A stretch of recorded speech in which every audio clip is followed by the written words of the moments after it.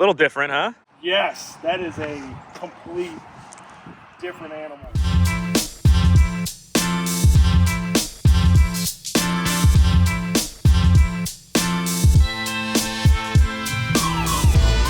Another day, we got a bunch more sled work to do. Got to keep going on Axys Assault here. I got the TSS switch into this thing and it fires up now with a kill switch and all that as it's supposed to, but it still does idle really low. So it's sitting at idle like 1250, 1300 RPMs. Spec, I believe, is 1500 to 1600-ish, somewhere in that range. So I'm gonna go ahead and be thorough. I'm gonna pull it apart again. I'm gonna check the voltage for idle settings. So there's two ways you have to go about doing it. You have to back the throttle stop all the way out, or the adjustment for the blade. You have to back that all the way out to 0, measure your base voltage, adjust the TPS till that's within spec, and then you crank the screw down once you lock the TPS. Then you go ahead and you adjust your screw back out to your secondary voltage. It's 0.701, I think, and then 0.941, or somewhere in that range. That's what I'm gonna go ahead and start doing this morning. Once that's set, I'm gonna go on to correcting the tunnel, or straightening that out. We did some work there, which I think I'll flash in before this. And after that, skids coming out, shocks are going in, front end bushings, chain case service. See what you got here, huh?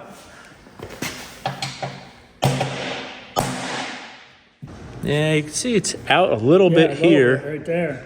Why don't we get a block of wood and do a block of wood here on this crease? Oh, I got the sled. Right there, right? Yep.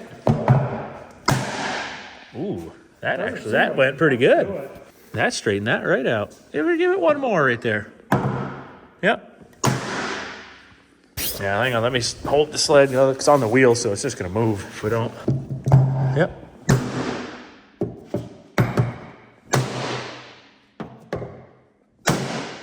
Ooh, that went a lot that time. As soon as it moves over, it just pulls itself back. We got to get this big crease out of it here.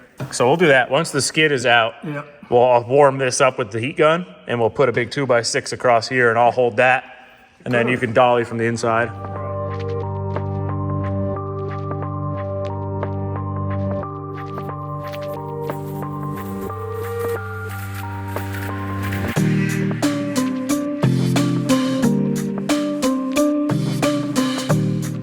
Okie dokie, Smokies. Once you get, Jesus, that was bad. Once you get the cowl and everything off, it's easiest to yank the air box right off so you have access to the top here. You want to open up this little Velcro bag of connectors and stuff. You're looking for this 3-pin here. You're then going to come over to ECM power. You're going to give this power and ground from a 12-volt source, so car battery, jump pack, whatever you got. That's going to power everything up. You can't go to this and jumper just the one connector side because it's a 5-volt signal down through, a ground, and then the reference signal back. So you're going to end up having to get into this connector through one of the seals right here by my thumb on the blue wire. And one of the easiest ways to go about getting in behind that seal is to take like a needle from a needle and thread kit and then go into the terminal itself and make a contact there. Then you're going to take your voltmeter and you're going to check your voltage reading there. I'm going to do it now off of like what would be considered the idle spec and see what that is. And then I'm going to go ahead and get down through the top here, zero out the idle adjustment, and then measure it again, see what that is. Adjust the TPS sensor itself until you get your proper base voltage. Then you go ahead, adjust your screw again until you get your idle voltage, and then you should be good to go. So they do make a fancy connector, not even fancy, it's just a basic connector for the ECM power. You can also just take 2 wires and kind of twist them up, jam them in there, and hook them to the battery pack. A little more bootleg, but it works and it saves you 25, 30 bucks roughly on the little power up connector. So that aside, just check this, and it is about 0.8, give or take, barely. It's like 0.81 for the idle voltage, so that is low. Now I gotta go ahead, continue on with all this and do the proper adjustment and set all the voltages and settings properly, and we'll go from there. I did not do time lapse of getting this stuff off because it's just pulling the muffler and moving some wires and whatnot. Oh, that's cool. That new update, these things will not focus worth a shit. There we go. So that's your base adjuster. Well, not base adjuster, that's your idle adjuster. You gotta break the lock nut free and spin that Allen out. The air box is right there, so you don't have a lot of room. It's really tight and tricky to get to in there. Oh, that's fun. This new update sucks.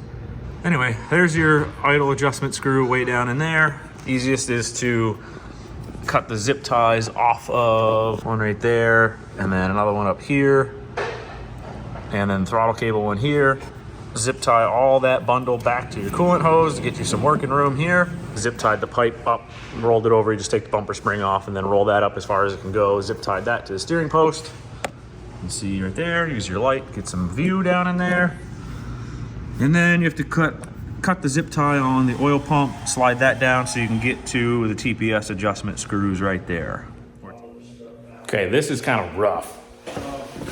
You gotta get way down in there. And the best contraption I found is these pliers, because you can't, unfortunately, fit this little bit, this 2.5 millimeter Allen, along with the socket it goes into, hopefully, right? And then a ratchet, which is never gonna fit down there between the airbox and all that. And then if you try and do it with just this, you can't really get your finger or hand in there to pinch it and turn it, and then you're gonna risk dropping this into the bottom. All in all, the best route I found was to just take long needle nose and get on the end of the set screw and just little 16th turn at a time. It takes forever. It's a snowmobile, it's tight, it's compact. Things like this just kind of take a while. So now that we have the set screw backed out, throttle cable disconnected, there is an air gap between the set screw and the throttle blade actuator lever arm. So now we know we're at full base. I checked it again with the multimeter. We're at 0.669 volts. Spec is 0.700. So now that we know that it is off, the TPS reading, as expected, I need to go in here, down, low, once the oil pump zip tie is cut and moved, go down here and adjust the TPS sensor until we get our base voltage. And then I gotta go in 16th at a time, turn that set screw all the way back in until we reach our base voltage, or our base, not our base voltage, our idle voltage of 0.940. That's right in the middle. The buffer zone is 0.930 to 0.950, so everyone shoots for 0.94 right in the middle.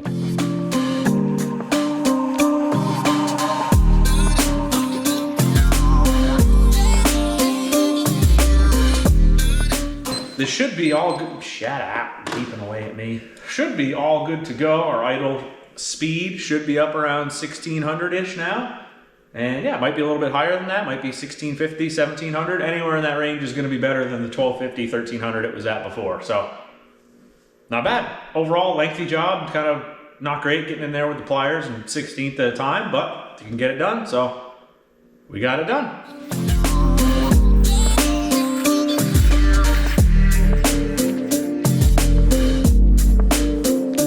Along with all of this stuff you guys have seen, there's been small stuff that I haven't touched on, like the upper exhaust isolator bushing jobber here.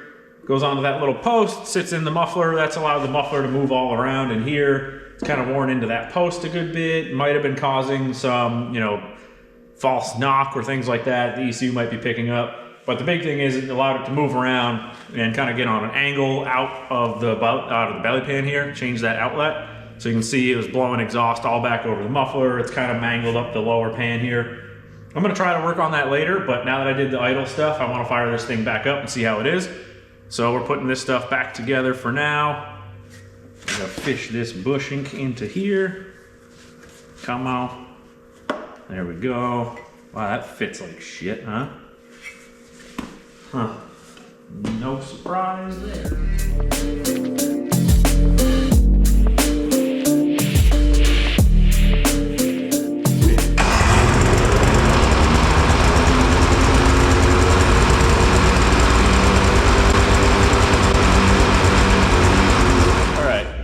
I've had a pretty rough day working on this thing. Did all the throttle adjustment stuff, started it up, idled super high. Come to find out my multimeter's bad. So essentially everything this morning working on that was time wasted, which I don't have time to waste right now. I'm booked out 2 weeks. Not fun stuff. So now I'm working 7 o'clock at night trying to play a little bit of catch up here. Not going to be a lot of descriptive stuff throughout the rest of the process on this thing. It's just going to be mostly time lapse as I just hammer this thing out. I just simply don't have the time right now to put into explaining everything and all that. So bear with me on this one. It's going to be really short towards the end. It's just going to be a lot of time lapse. That's the best I can do right now with everything else going on. So bear with me.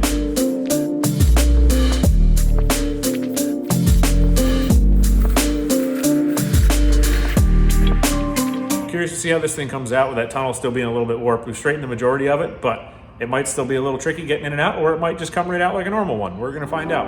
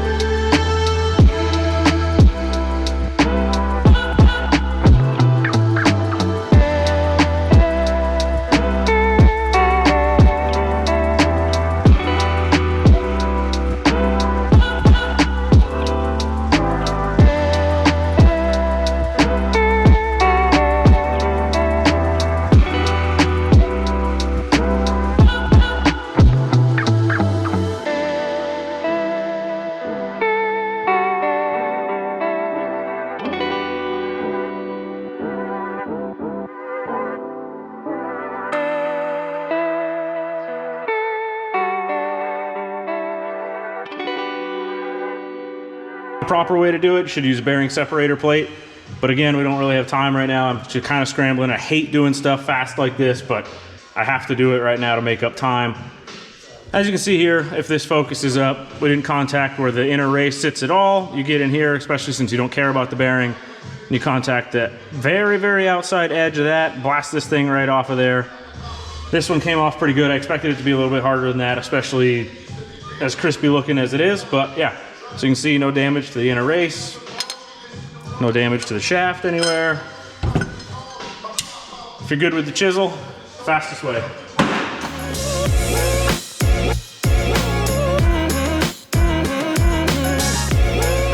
Sandpaper is just clean up the edge, make sure there's no burrs on the very end, so this bearing hopefully starts nice and straight, nice and easy the first time. There wasn't any real edge there, but I just wanted to kind of knock any dirt and corrosion off that would have been on there. Take that guy to one of these numbers.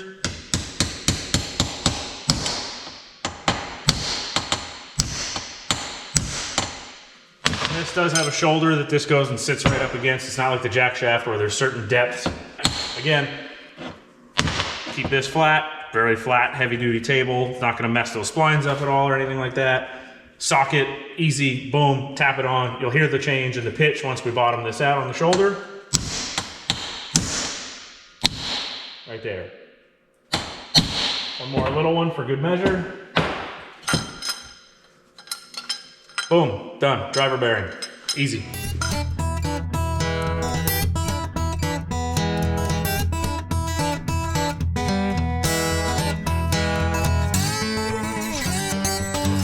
Well, driver bearing is swapped, driver's back in, chain case is all apart, just cleaned that out.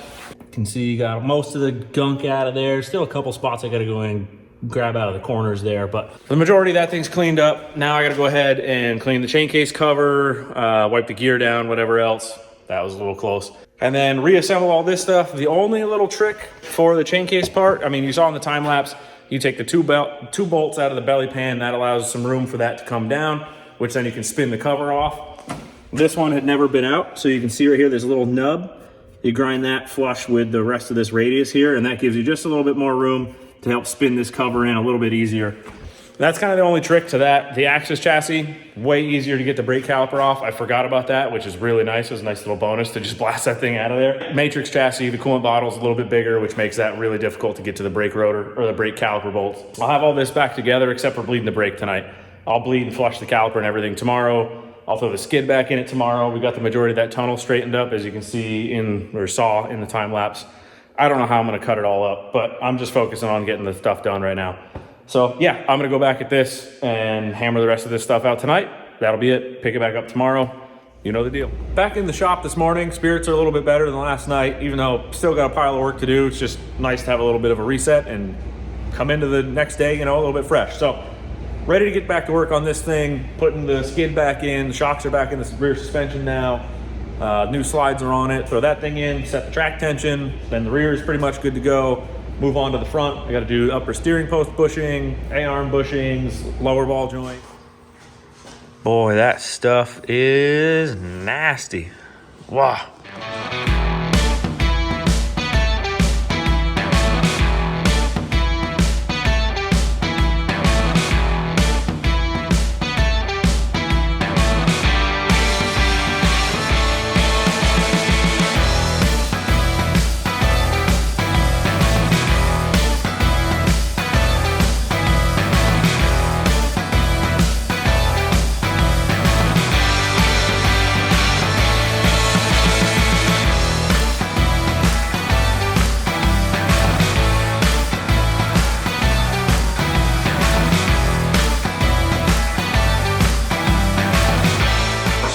This is the first Assault that I've ever had to loosen the track tension all the way. Usually with the IGX, you don't even have to touch track tension at all. But for this one, it was not happy.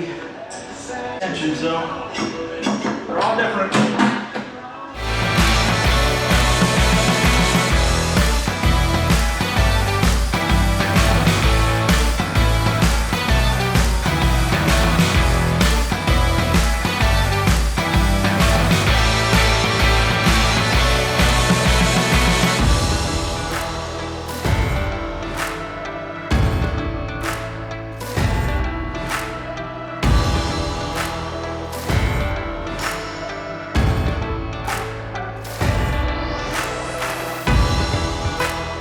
little mid-work update here. I went and rechecked the TPS voltage with the new voltmeter, and we are off 12 to 1500s, give or take.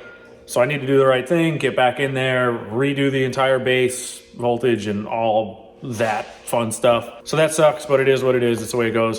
Got to dig into that. But before I do that, I'm going to go ahead and tear apart the clutches, get all those cleaned up, all the new springs and weights and everything in. Like I said last night, going to knock out the time-lapse stuff and keep the descriptions kind of short, just so I can continue to get stuff done.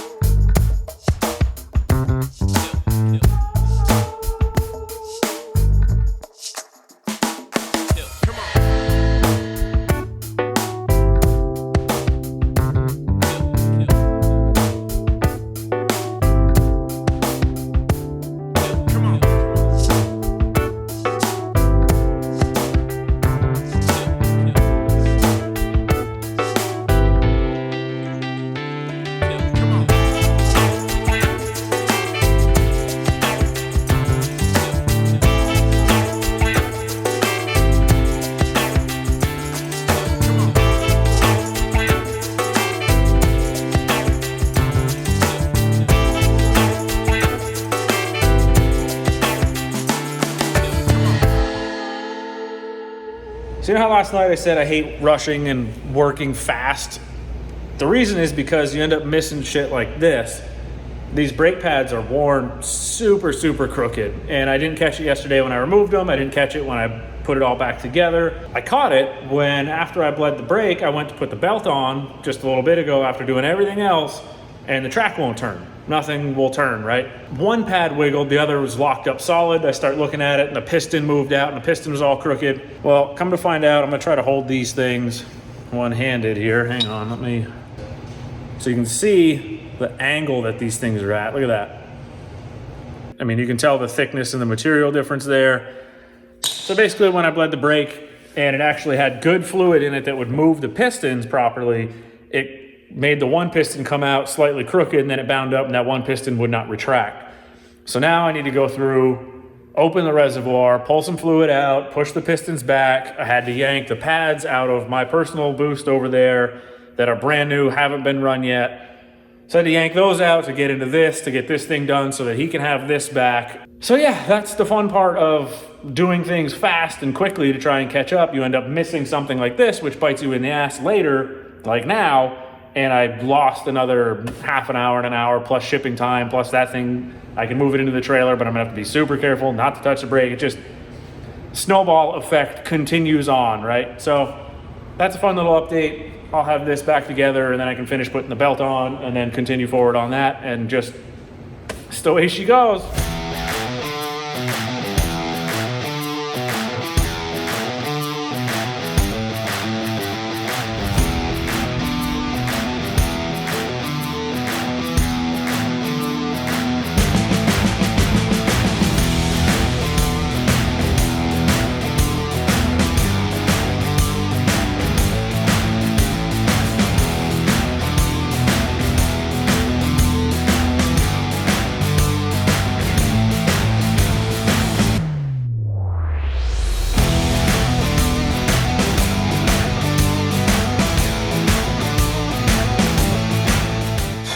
There aren't many sleds that fight me, you know, like most sleds go okay and things come apart and they go back together and everything works the way it should. This thing, every step of the way, there is something that just goes wrong. Like it just doesn't go smooth.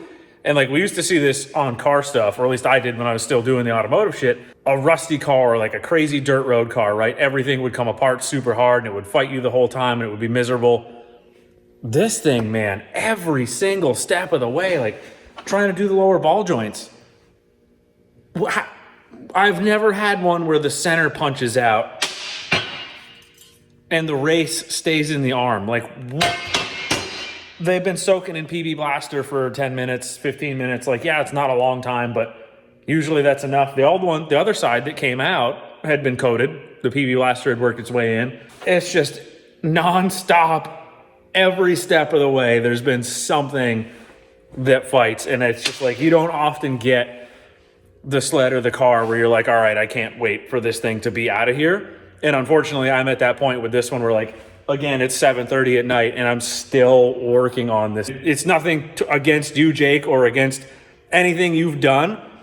It's just sometimes it's like that. And it's just, there's nothing you can do other than like knuckle down and get it done. And that's all I'm trying to do. But I just want to share that with everyone of like, it's to the point now where, as you can tell, you can only laugh about it. You can't even get upset or frustrated because it's just the way it is. It is. I don't know what else to say other than like, that's the way she goes.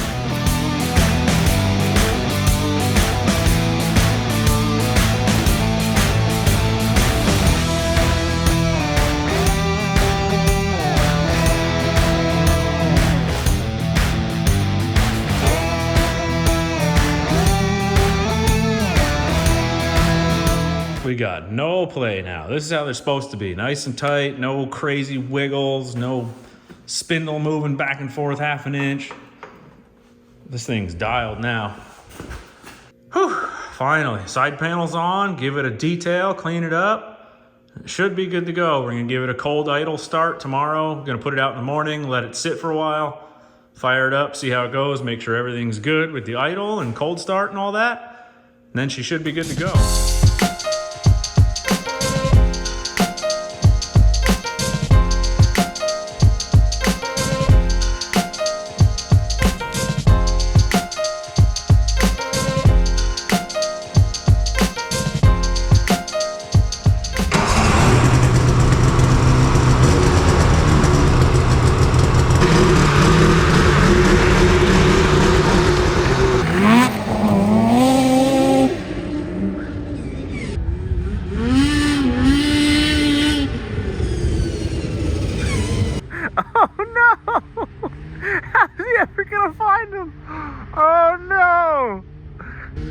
He's gonna run him over.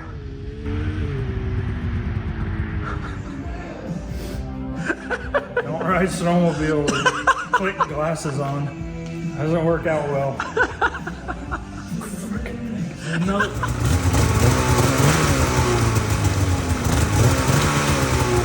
Back apart again. Essentially, once I started moving this thing in and out of the shop and took it around the field and test rode it, the brake was terrible, even after putting the new pads in. And I couldn't necessarily feel a ton of pad knock in the lever, surprisingly. But with the panel off and the sled on the stand and running it, looking at the rotor, it had just a ton of run out in it.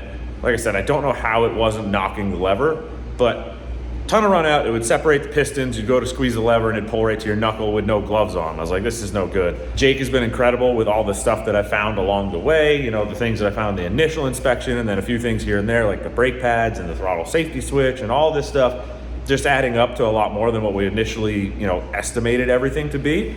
A used rotor is like 40 bucks on eBay. I'm not gonna, you know, hit him up and be like, hey, also found this, you know, last minute after pretty much everything else is done. So I'm gonna yank the rotor off my 650. I'm gonna throw that on here for him so he's all set and good to go. Not even gonna worry about it. I ordered up another rotor that should be here in a day or two to put on the 650 so that that thing's all set and can ride around again and go back in the trailer and whatever. I'm gonna go ahead and swap these rotors, and then I've said this a few times, but that should be the last of it, hopefully.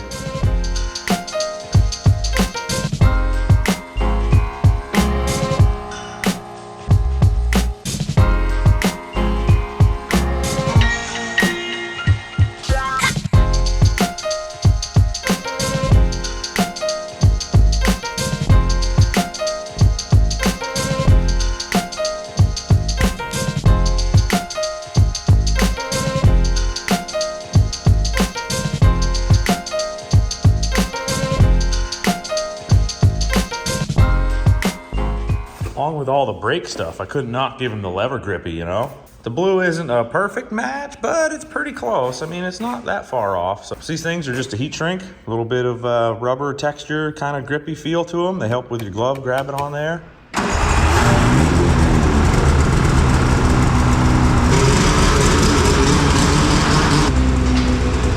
So I'm glad that's fixed. I'm glad that's sorted. I don't even remotely care about eating 40 bucks. Like I said, Jake has been awesome.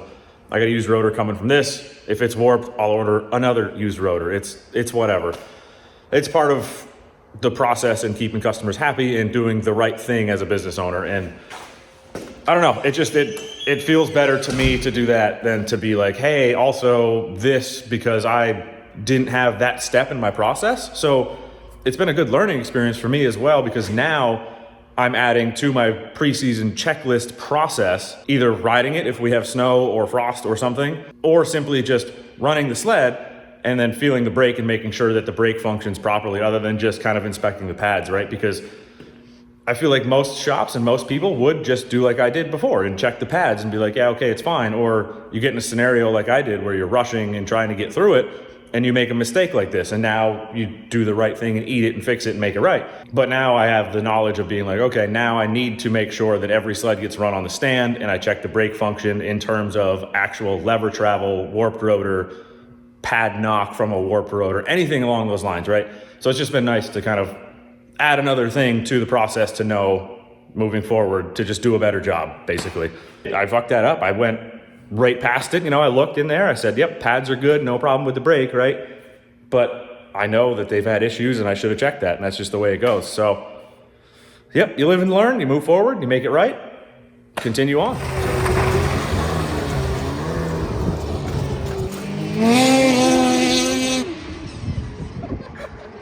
No biggie.